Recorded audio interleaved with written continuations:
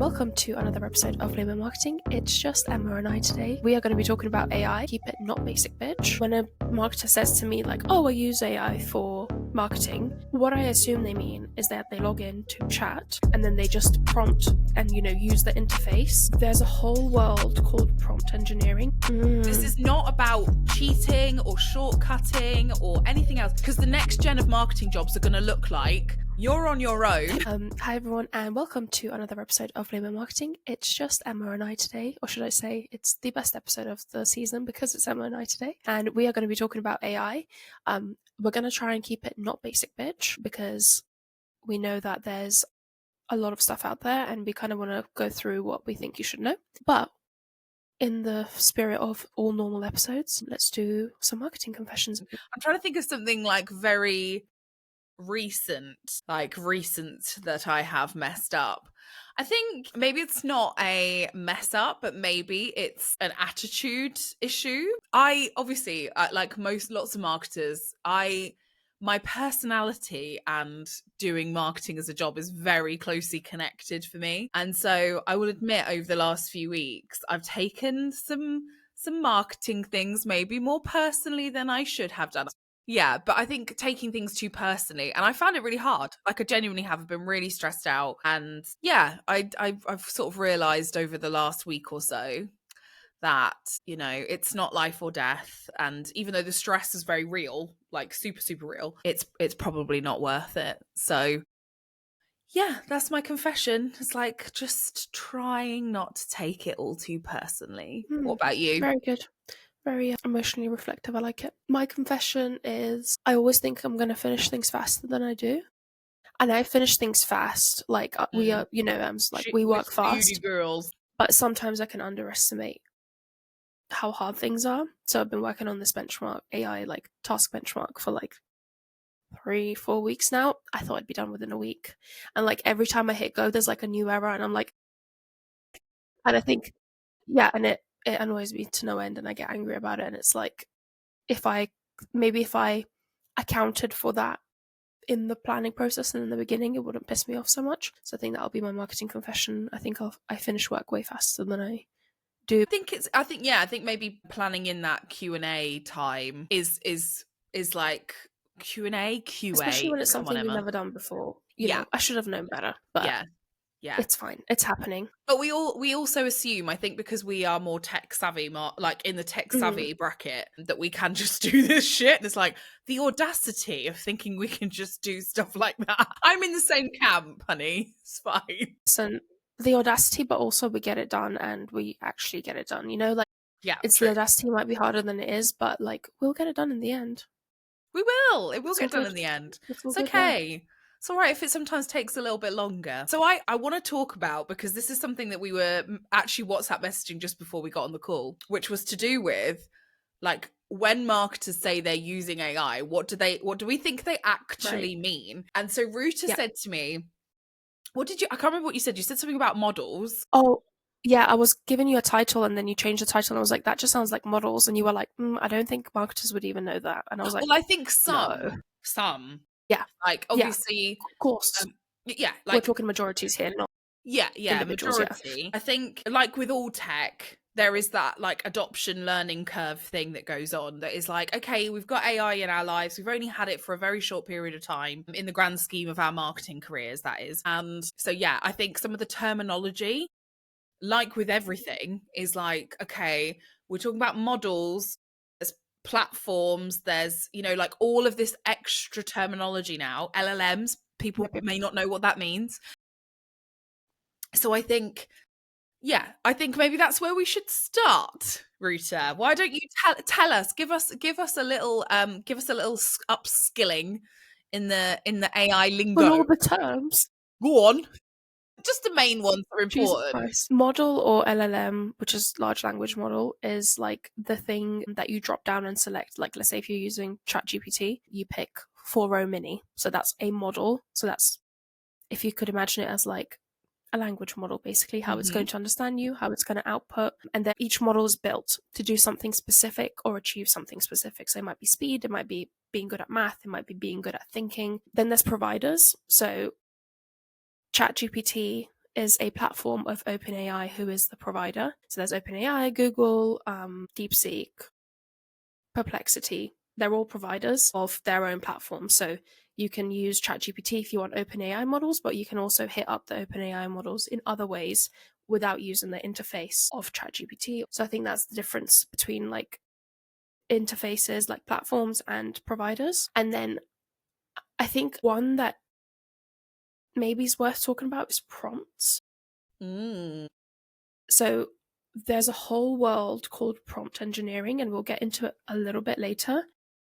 But when a marketer says to me like, "Oh, I use AI for marketing," what I assume they mean is that they log in to chat, they pick a model, and then they just prompt and use the interface to use it and to have a back and forth and get something out of it. So how you do those prompts, there's like a whole different world of it, and then there's like loads and loads of ways to do prompts. Most marketers will be using what's called zero shot, so it's you say what you want and you expect it to give it back to you. I think those are the main ones. Oh, benchmarks. I did a little LinkedIn post a while back being like, hey, do you know what an AI benchmark as a marketer? And most literally 90% of people were like, what?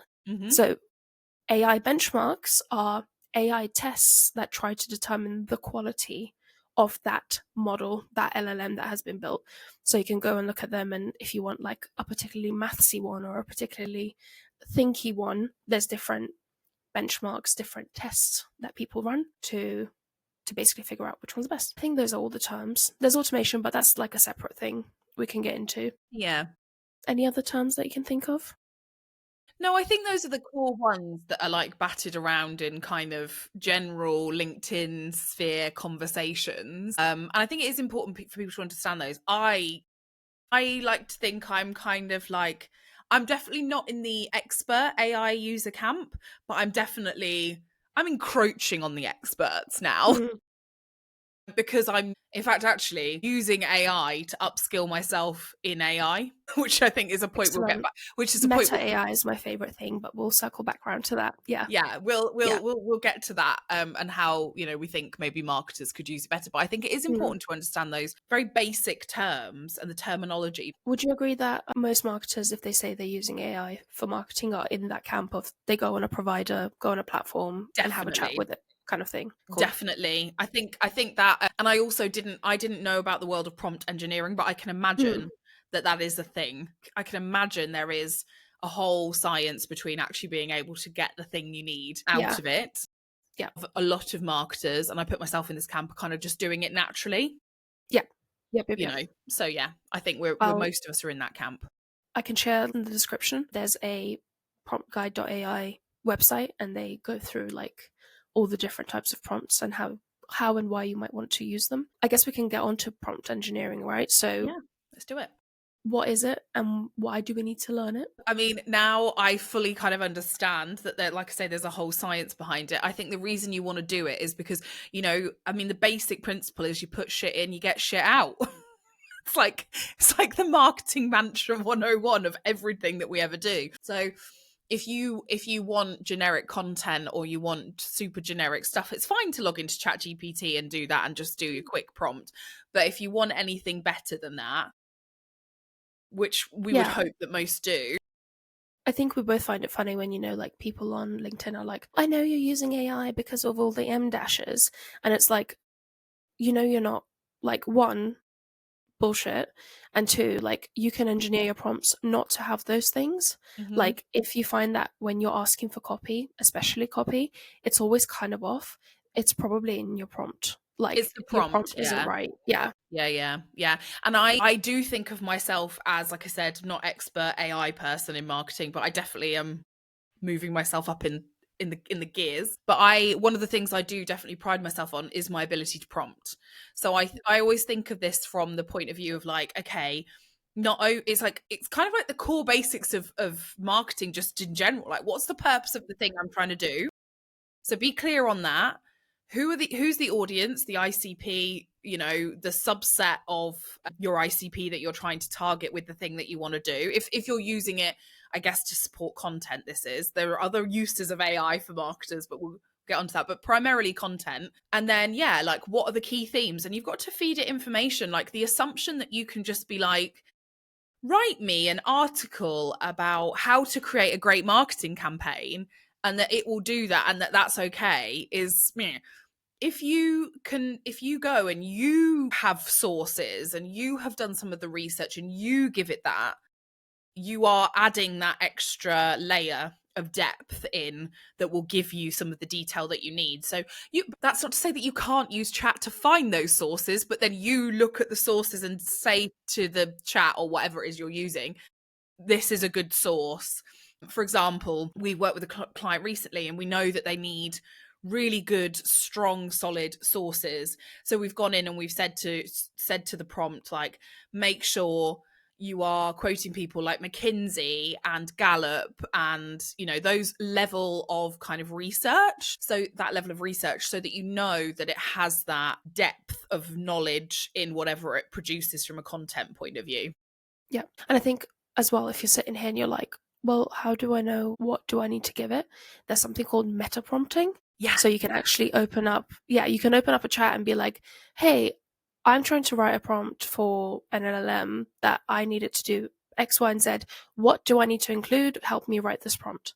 And then basically the end product of that is the prompt you're going to give to the LLM to then do your work. And I did a bunch of this for the benchmark because the benchmark is basically marketing tasks. And I was like, there is no way I'm handwriting out like all of these task prompts with like tone of voice and like length and technical like specifications. So I literally just did meta prompting and I was like, oh, this is great. I'm never going to like off by heart write a long prompt because you're not going to get it right. And also if you tell the LLM it's for an LLM, it will like write it in a way that the LLM will basically digest the information. So it's one of my favorite tricks. We've seen quite a few like marketing type influencer people on LinkedIn being like, hey, here's my prompt library, blah, blah, blah. And I was like, me and Emma were giggling. I was like, I just get chat to write my prompts. Like I don't need a prompt library to have stuff. Like you just don't need that. And if you're relying on those, it's almost like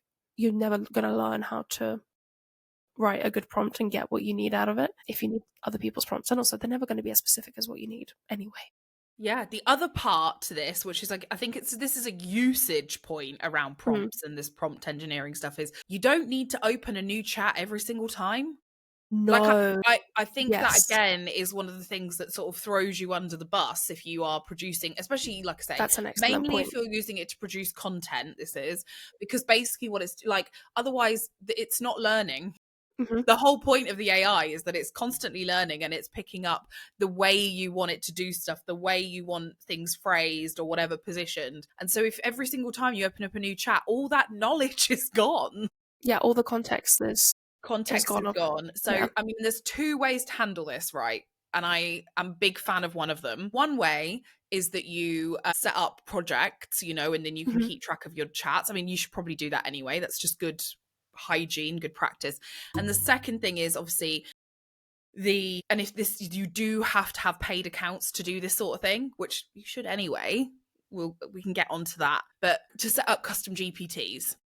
So, and you can do that for many different things. You can set up custom GPTs for like, I don't know, if you're a freelancer, you can obviously have them set for clients. If you have like specific pieces of marketing activity, like email marketing, social media posts, those sorts of things, you can set up separate custom GPTs for each one of those things, feed it all the knowledge, get your meta chat up to write your prompts, put all that together, save it, and then every time you kind of go into that chat, you're using it as that like machine to kind of get the best quality out of it.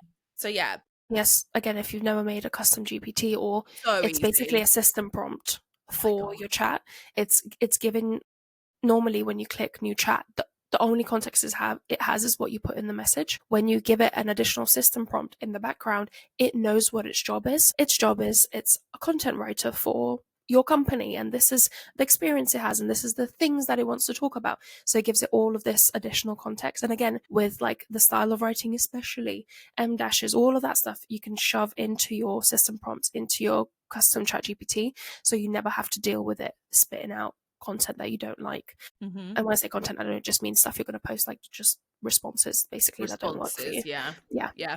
Yeah, you're not going to have to work as hard to get to the thing. With all that said, it is marketing content. There should always be an edit. Oh A yeah. human edit. Yeah. Always, always, always, always. So even if that is what you do, there always has to be that check. What do you think are some of the things that AI is particularly good at, but maybe marketers are still doing manually now? Oh, I've got quite a lot of things actually. So one of them, so I think, and this is the stuff that I think a lot of marketers don't love, and that's the process side of marketing. So like, for example, creating processes around how to use your CRM. You can obviously get AI to write a lot of that stuff for you. You can obviously, like, let's say you're using a HubSpot. Obviously, HubSpot have a lot of that stuff on their website anyway. So it's easy for the AI to pull in what is maybe best practice usage. But then you can obviously create, flows and things like that in your HubSpot. And then you can ask chat to kind of document for you, give you thoughts on how to, best use it, then give sales like a breakdown of like a really nice light touch version of how to do it. Another thing that people are doing a lot manually are like, say for example, like cataloging content that you've got and quotes and things that you've got on your website, things that you've used. So you can obviously use, your LLM of choice to catalog things like, can you create me a spreadsheet of all of the quotes on our website that we've used, the client's name and their which company they're from. It's like done that work for you because it's the kind of stuff that sales ask for all the time. Or can you actually do like a content audit, and can you put the content into like 2 buckets for me, like this theme and this thing, and ask it to kind of like catalog everything for you? Because that's a big manual job that people do, but it's something that marketing people are asked for like time and time again, and not maybe something that you actually, loads of people go, oh, I can't do that because it's going to take so long. I actually used it for one of those the other day, like content audit on someone's site, and it was fantastic. Done within 20 minutes, guys. Dude, yeah. I remember doing content audits by hand. Nope. Yeah, I totally agree with those. The Go, final go. thing on those things is also finding gaps. Finding gaps that you haven't thought about yourself. So like, let's say for example, your company has like 3 or 4 key themes or pillars of content that you want to create based on, whatever your ICP like. And you're like, I'm not sure like how many pieces of content I've got that fit in these buckets. I mean, so quick and easy, guys. Same as like, I think that goes for like, let's say you've planned a campaign, you can put your campaign plan in and be like, am I missing something? Yeah. Like, especially given if you've got a long history chat when it has all the context, it's like, what am I missing? Like, tell me what I could add, what I should take away, doing like almost like the consulting, checking bit. Exactly. Yeah. Or like, I've come up with a campaign plan. The purpose of the campaign is it could be lead gen, it could be whatever. And I want to make sure that this actually is going to hopefully deliver what I think it's going to deliver. Do you think it will work? It's quite useful for being like, actually, I don't think you've got enough content in here that's going to give you the lead gen, or that's going to create, or this is a lead gen or a brand awareness campaign, and you want to do demand, and here's a gap. Like, it's very helpful. And that's not to say that it's taking all the thinking away from the marketer, but it's like, it's the equivalent of if you haven't got a senior marketer, it's your sense check. Yeah, absolutely. I think a lot of marketers are still doing like chat to chat, and I don't think a lot of marketers are in like the automation phase of like combining AI with their Zapier workflows. So I would say there's a ton of stuff there. For example, one of my favorite things that I set up was a workflow in Zapier that took our transcripts of our podcasts and then turned them into blogs and then put them onto HubSpot for me to review and publish. Like, there was like 80 plus podcast episodes that would have taken me 3 years to do manually, or like to copy and paste out of chat, even in that sense. But you could just hit go and it did that for you. So I think it's like connecting automations with AI that is still in its early infancy days. And I think like Zapier is probably one of the most easy and accessible ways to start, because they've got some really great inbuilt tools. The other thing that I use AI for a lot is for data cleaning. Yes. So you can give it a spreadsheet and be like, hey, all of these numbers, like phone numbers, are not formatted in the right way. Can you go through and format them? So I really like to use it for, data cleaning and data validation, because that takes a lot of manual work Yeah. off my hands. I think if you've got a lot of data as well, and I think this is one of the things that a lot of people are scared of doing, right? Which is taking your spreadsheet of doom, shoving it into something, and then being like, what does this all mean? But actually, that can be quite helpful, because again, Mm-hmm. it's like if you are let's say you're a mid-level marketer and you're being asked to produce board reports, and this is your first crack at understanding data, it's a way that's going to help you get confident with data. And honestly, my biggest thing about all of this now is that this is a way for you to learn. This Mm. is not about cheating or shortcutting or anything else. This is a way for you to learn and to upskill yourself for what the next gen of marketing Like jobs look whatever, like. yeah, Because whatever that is. the next gen of marketing jobs are going to look like you're on your own. Human chat. Yeah. You are on your own. We are now not paying for anyone else, and you're going to have to be able to do all this shit on your own. That's my kind of like doomsday prediction Yeah. about all this. So we did an episode with Tim, and one of the things that was my huge takeaway is like, instead of now starting work and being like, okay, gotta go through my spreadsheets, gotta do, it's like, ooh, can I build something with AI, or can I use AI to get this work done? And when you start processing those things, and you might not be able to do it in the moment, you might not have time, but if it's on your like list of things you could build, and you start slowly building them out, you can take so much like actual work away from yourself, and then have time to do fun stuff or not do stuff at all, you know? That's the, yeah, you sort of said that to me a few times. It's like that, not starting from a blank page and Yeah. going, oh God, where do I go now? What do I do now? Yeah. It's the same as like, I was actually thinking about this before we got on the call, which was to do with, should you use AI to write marketing strategies? And Mm. actually, Yeah. I've landed on yes. Yeah. Right? And I'm not trying to do us out of a job as, fractional CMOs. But the reason I think yes is that it's better to have one and to then validate it than Yes. to have nothing Yep. and to like be flying in the dark, Yeah. So And also the hardest bit of anything is starting from scratch, right? Like yeah, getting those first few lines down. So if you're in an editing job and you know you've inputted the right information and you did all of that, like you're gonna the product at the end is not only gonna have taken you less time, it's gonna be a better product in the end. And that's what it's about, isn't it? like you can find great templates out there. I'm going to say this because I wrote one, so you can use my marketing strategy template. You can use HubSpots, you can use whoever, and then you can input that into your AI. You can say these are the business goals for this year. This is the sort of stuff we want to achieve. This is the data that we collected last year or over the last few years that shows us that what we're doing is working. This is the stuff that doesn't work. Help me bring all this together, and you've got a starting point. Oh my Yeah, God. So strategies don't need to take fucking 4 weeks, 6 months to absolutely write not. anymore. Once you have your goals and you have some data, that should be a day job. Like Yeah. as in one day's job, Yeah. And not a day the job for someone. time that you are, I think this is maybe the thing that scares marketers, is it's like, well, then what is my job? Right? So if I'm not doing this bit anymore, what's my job? Well, your job is now validating it, building relationships with people internally, and Doing the still doing the marketing. creative Yeah. thinking and the Yeah. creative part of the job, and still collecting the data and auditing the data and understanding it. So, but the heavy lifting in the middle, the bullshit bit of the job that is, I don't want to write content management processes, No. but I need them. Yeah. Yeah. And you can, yeah, it's just expanding your capacity basically.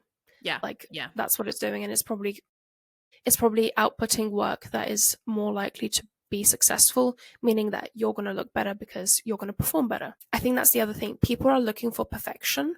They want the AI to spit out exactly what's in their head and exactly how they wanted it and exactly with the right words. No, you're going to have to edit, but that process is so much faster. So like it's not it spitting out perfection, it spits out a version for you to perfect. And like you would have never got there anyway on your own. It's billions and billions of neural connections that data scientists have fed in billions and billions of pieces of data to train. You cannot outthink it. Like you might be able to, like in a creative way, but that's like creativity for the sense of creativity, like that's not strategic, that's not data led. Yeah. Yeah. And I think that's it. There's a difference because, like, in marketing, there's a time for art and there's a time for Yeah, and there's science. a time for science. Yeah, and And most of the time it's we're science. making art into science, basically. Yeah, Yeah, exactly that. And I think yeah. a lot of people may not like that, but it is the truth. The other side to all this, so I want to talk about the models in a minute, but there is also, aside from the like how you use it in your day to day, you and I are big fans of using AI as like coaches Mm. slash therapists. So I don't know, like maybe give us an example, Ruta, of how you would use that, like in a marketing context, not just that your boyfriend's annoyed you or vice versa, you know? Yeah, I do that too. But you're never going to find someone that is like more empathetic than your AI, by the way. So it's a good thing. What's coming to mind is I think marketing teams are going to be shrinking, and marketers are going to be becoming more junior because no one wants to pay for senior people full time. So, and I've been in this point in my career too.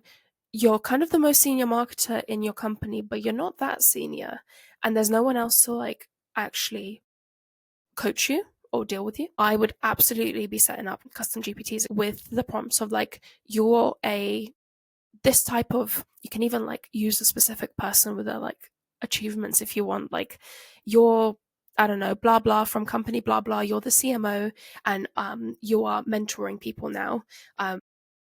Expect mentee questions to be coming through, and I would use it to validate things, right? So like if I don't know something, if I need like a backboard, if I'm finding it particularly challenging to get something signed off, for example, because it's like a people management skill, all of those things you can use chat to coach you on and to give you actions on without any kind of judgment, without having to like, open your cards up potentially maybe to somebody that's not got your best intentions in mind at work.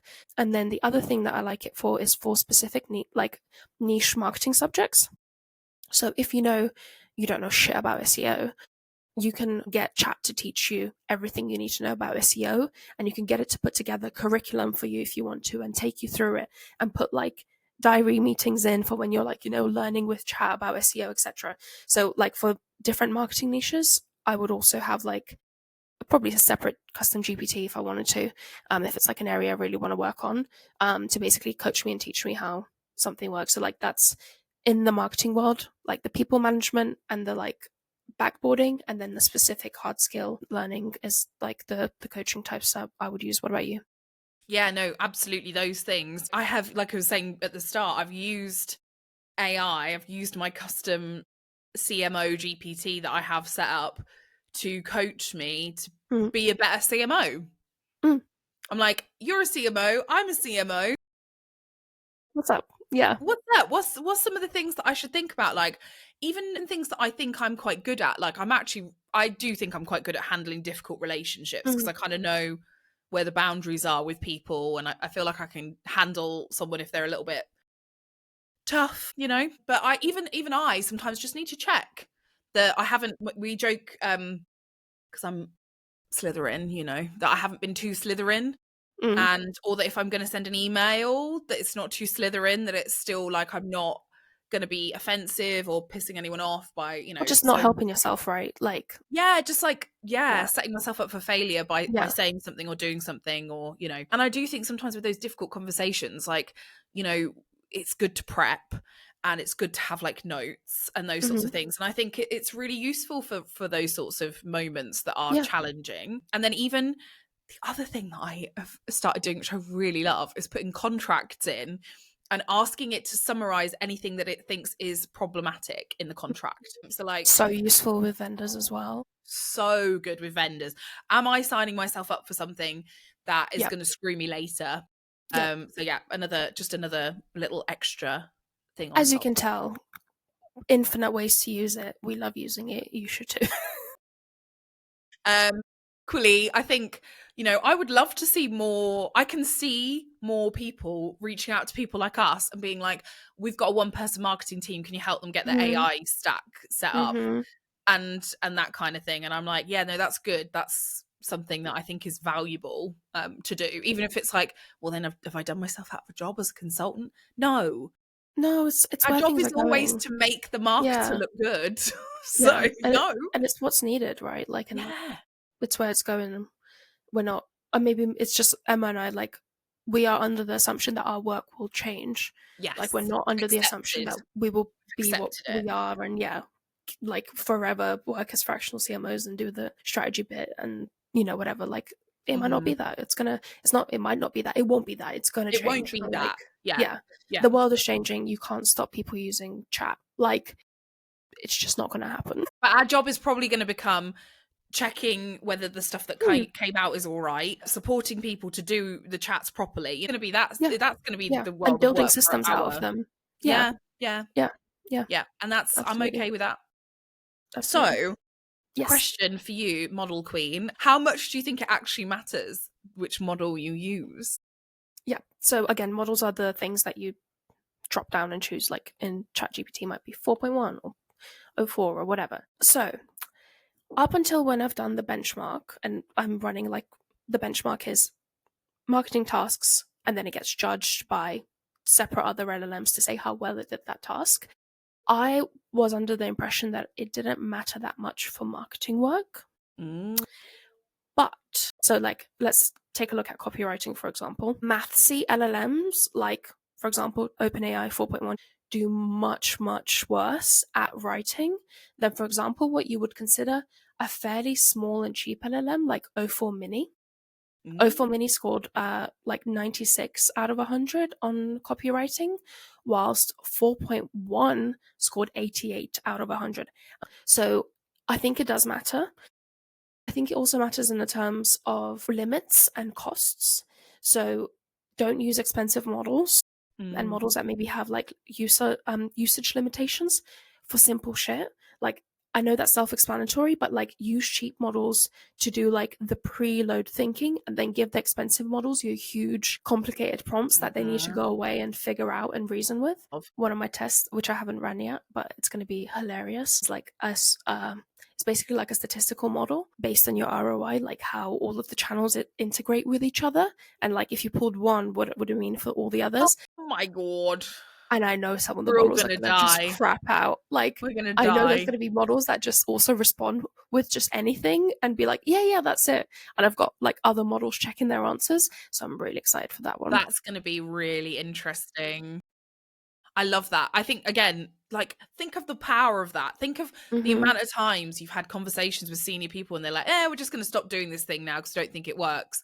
But to be able to show the impact of pulling it and not have to try and navigate that in your head, that you know that's a problem. I mean, that's powerful shit, man. Really powerful. Yeah. What else was going to ask you? Oh, I know what I was going to ask you, which was to do with reasoning. So, like, I would really love it. Like, obviously, you know, for you to give us a little like tidbit on What's why. reasoning? You know, when would you use reasoning in marketing? I mean, I've got what I would do, but you give us an example of what you would do. So reasoning is basically thinking. So like, instead of you putting in the prompt and the AI just basically spitting out what it thinks is best, it has an intermediate bit where it tries to understand what you actually asked for. And I know it sounds like it should do that anyway, but it doesn't. They're just statistical models, like, of what's most likely to be correct. So when it does the reasoning bit, the things that I use reasoning for are things that are not yes or no answers, basically. So like, if you are asking it to take in a bunch of data and to come up with insights, use reasoning. If you're asking it to do a multi-step task of some sort and it needs to like do this and then go away and do this and then bring it back, use reasoning, because it needs to actually understand the stages, instead of just basically what an AI does is it reads your prompts top to bottom and it just starts spitting out tokens to respond to whatever was top to bottom, and it won't understand that there is like a staging thing in the middle. So I would use reasoning for that. What I wouldn't use reasoning for is like something like, oh, take this blog post and turn it into social post for me. Reasoning's not going to do anything unless you're like creating something new at the end that isn't within the blog post. So I wouldn't use reasoning for that. Or like, if you're, I don't know, using it to like spell check or check like a technical aspect of it, you typically won't need reasoning. Reasoning is for like multi-step complex tasks that it needs to actually understand the context of, which is a hard thing to explain when it feels like chat understands what you want from it, but it's just Yeah. it's calculating the next like letter to spit out basically with it, everything it reads, instead of like understanding the prompt. Well, I it's hope like a that makes conversation. sense. It's more of a conversation like you would have with a Yeah, person.